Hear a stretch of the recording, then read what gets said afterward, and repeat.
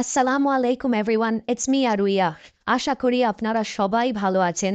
মহান আল্লাহর রহমতে আমিও অনেক ভালো আছি। আজকে আমি আপনাদের দেখাবো কিভাবে ফেসবুক আইডি হ্যাক হয় এবং আপনার আইডি যেন হ্যাক না হয় সেটাও জানাবো। শুরুতেই বলে রাখি, এই ভিডিওটা শুধু এডুকেশনাল পারপাজের জন্য, কাউকে ক্ষতি করার উদ্দেশ্যে না, বরং যারা নতুন তাদের সতর্ক করতে এই কন্টেন্ট। ধরুন, আপনি একজনের ফেসবুক আইডি হ্যাক করতে চাচ্ছেন। এখন সবচেয়ে সহজ ট্রিক হল প্রোফাইল ক্লোনিং, যেটা দিয়ে হাজার হাজার মানুষ ধোকায় পড়ে। প্রথমেই হ্যাকার টার্গেট করে একটি পাবলিক আইডি, তারপর প্রোফাইল পিকচার, কাভার ফটো, নাম, বায়ো সব কপি করে একটা নতুন আইডি খুলে হুবহু সেট আপ দিয়ে ইউজারনেম প্রায় হুবহু বানায়, যেমন @aryan.munna। পুরনো টাইপের কিছু পোস্ট দিয়ে ওল্ড মেমোরিজ টাইপে, তারপর টার্গেটের বন্ধুদের ফ্রেন্ড রিকোয়েস্ট পাঠায়।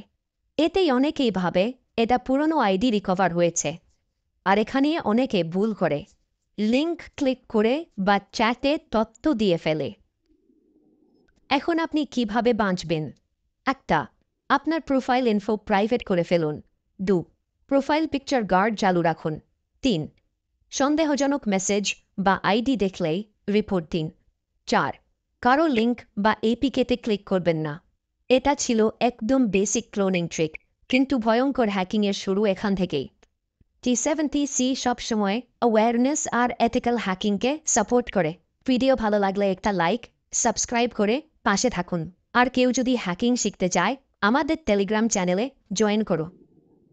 ভিডিও ভালো লাগলে একটা লাইক দিয়ে আর 0x আরু চ্যানেলটা সাবস্ক্রাইব করে পাশে থেকে Team 71 কমিউনিটি। আল্লাহ হাফেজ, স্টে সেফ অনলাইন।